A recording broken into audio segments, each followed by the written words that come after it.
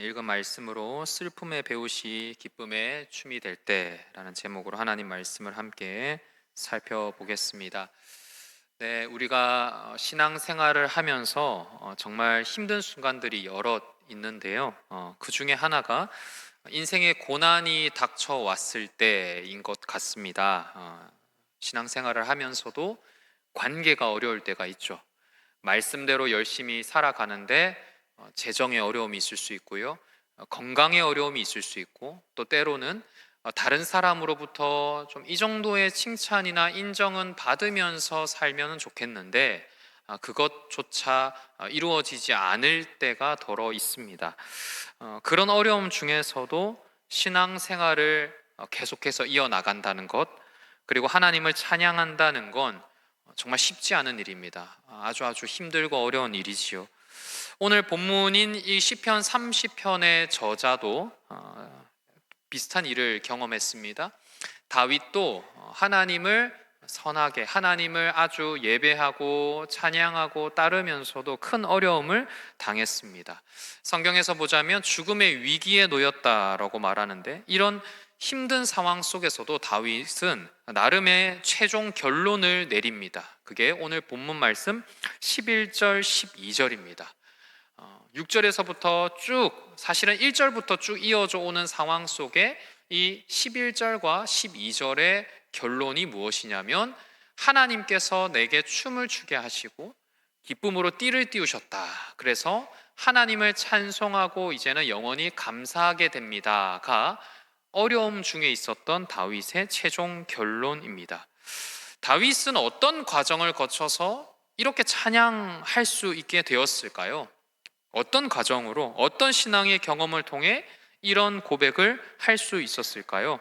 저는 오늘 이 시간을 통해서 다윗의 경험과 고백을 따라가며 우리가 이 결론을 낼 수 있었던 신앙의 원리를 함께 배워보길 원합니다. 먼저 첫 번째로, 진짜 위기는 환경의 무너짐이 아니라 하나님의 부재에 있습니다. 진짜 위기는 환경의 무너짐이 아니라 하나님의 부재에 있습니다. 어려움에 처한 다윗은 나름대로 상황을 분별하고 나름의 생각을 가졌습니다. 다윗이 가졌던 생각을 6절이 이렇게 알려주는데요. 영원히 흔들리지 아니하리라. 영원히 흔들리지 아니하리라. 얼핏 보면 굉장히 좀 자신만만한 말 같고 호언장담하는 말처럼 보이기도 합니다. 나는 흔들리지 않는 사람이다. 나는 이런 일로 흔들리지 않는다라고 다윗이 굉장히 큰 소리를 치는 것 같지요. 그러나 다윗의 말투는 엄밀히 말해서 하나님을 의지한 사람의 말투는 아니었습니다. 하나님을 의지하고 말하는 것이라기보다는 자신을 의지한 채 다소 으스대는 말투라 할 수 있어요. 나는 흔들리지 않아. 나는 나 정도 되는 사람은 이런 일에 흔들리지 않지 하는 게 지금 다윗의 이 고백입니다. 이런 상황에서 내가 내 힘을 의지하면서 해결할 수 있을 거라 생각했는데 하나님이 나를 도와주시지 않으니, 하나님이 나를 외면하시니 행복할 수 없다는 걸 다윗이 발견해요. 내 힘과 내 능력으로 가능한 줄 알았는데 아니었다는 거죠. 그래서 7절을 보면 주의 얼굴을 가리심에 내가 근심하였나이다. 하나님께서 얼굴을 돌리셨고 내 삶의 고통을 당한 후에야 정신이 번쩍 든 거죠. 야, 하나님이 나를 산같이 세워주셔서 지금까지 가능했던 거구나. 하나님이 나를 일으켜 주시고 나를 붙들어 주시고 내게 생명을 주셔서 내가 이런 일들을, 지금의 일상들을 내가 하나하나 해낼 수 있었던 거구나. 이제서야 다윗은 진짜 위기가 어디에 있는지 깨달았습니다. 진짜 위기는 환경에 있지 않았어요. 환경이 어렵다, 내가 내 힘을 다 썼다, 내 에너지를 다 썼다, 내게 시간이 없다, 여러분, 이런 것에 어려움이 있는 게 아니었어요. 진짜 위기는 하나님의 부재에 있었다는 겁니다. 하나님이 내 삶에 계시는가, 내 삶에 계시지 않는가, 하나님의 은혜가 있는가 없는가. 진짜 위기는 하나님의 은혜가 없을 때, 진짜 위기는 하나님이 나를 돕지 않으실 때가 진짜 위기였다는 걸 깨달았어요. 이제 다윗이 이 신앙의 답을 가지고 하나님 앞에 섭니다. 다윗이 내린 답은요, 두 번째로 문제의 해결에 매달리지 않고 하나님께 매달리는 것이었습니다. 문제의 해결이 아니라 하나님께 매달리는 것이었습니다. 다윗이 하나님께 부르짖기 시작합니다. 기도하기 시작합니다. 다윗은 하나님을 부르짖고 간구하기 시작했어요. 여기서 부르짖다와 간구하다는 모두 반복성, 그러니까 계속해서 반복해서 해나간다, 그리고 멈추지 않고 계속해서 이루어 나간다라는 지속성을 포함하고 있습니다. 이처럼 다윗은 은혜 주시는 하나님께 계속해서 기도했고요, 지속적으로 하나님을 부르짖으면서 기도했어요.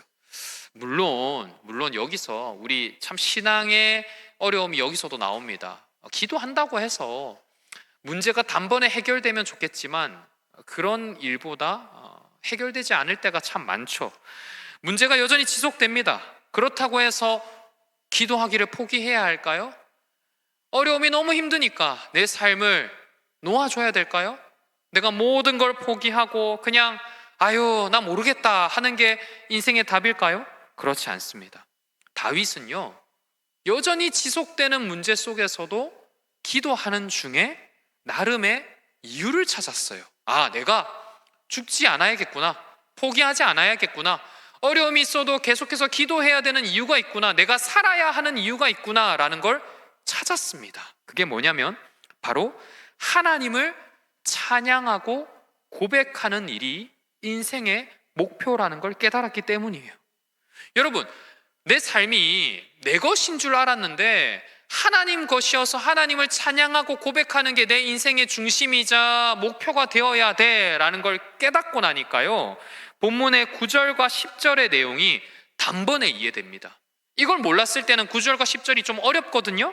근데 이걸 깨닫고 나니까 9절에 보시면 내가 무덤에 내려갈 때에 나의 피가 무슨 유익이 있으리요? 즉 내가 죽는다고 해서 하나님께 무슨 유익이 있겠습니까? 하고 묻지요. 9절 말미에서는 하나님을 찬양하고 진리를 선포하기 위해서 내가 살아야겠습니다 라는 답을 내려요. 그리고 10절에서는 이 9절에서 얻은 답을 위해서 내가 내 힘으로 할 수 없으니 하나님 은혜를 베풀어 주셔야 합니다.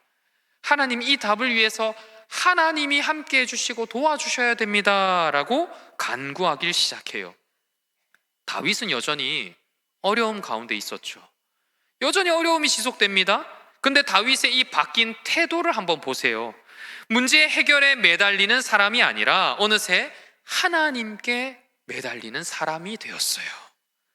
문제 해결을 놓고 노력하는 사람이 아니라 하나님께 매달리기 위해 노력하는 사람이 되었어요.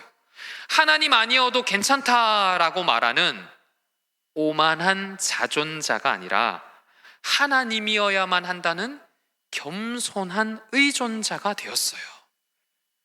하나님께 의존하는 사람, 하나님께 매달린 사람. 이제 다윗은 이 바뀐 태도처럼 문제 해결을 경험했고 내 삶이 내 신앙에서부터 바뀌어 가는 걸 경험했습니다. 그리고는 이제 이 바뀐 태도를 따라 감사하기 시작합니다. 세 번째로 회복을 주신 주님께 영원히 감사하기를 시작했어요. 다윗은 차츰차츰 하나님의 개입과 문제 해결을 맛보았습니다. 하나님이 은혜를 주시니까 문제 해결이요, 내가 원하는 만큼 이루어져야 해결되는 게 아니라 하나님이 어떻게 풀어 가시는가를 맛보기 시작했어요. 그 결과 슬픔만 있었는데 그게 이제 춤이 돼요. 춤을 출 수 있는 거예요. 베옷이 기쁨이 되었다라고 말해요. 여기서 베옷은요, 일종의 장례식장에서 입는 상복으로 이해하면 됩니다.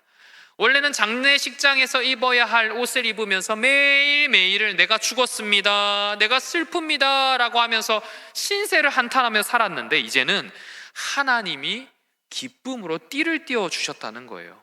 내 인생이 하나님이 함께 해주셔서 하나님이 은혜 부어주셔서 기쁨으로 가득 찬 축제가 된 거죠. 그 축제의 주인공이 누구냐? 하나님이시고 하나님이 붙드시는 내가 되었다라고 지금 다윗이 고백하고 있는 거예요.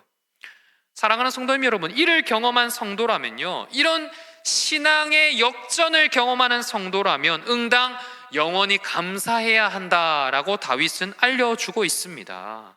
다윗이요, 영원히 감사해야 합니다라는 것으로 이 본문의 마침표를 찍는데요, 이 메시지를 보고 있으면 이 메시지가 단순히 11절과 12절에서만 있는 게 아니라 이 시편 30편의 전체에 걸쳐서 짜임새 있게 등장한다는 걸 우리가 발견할 수 있습니다.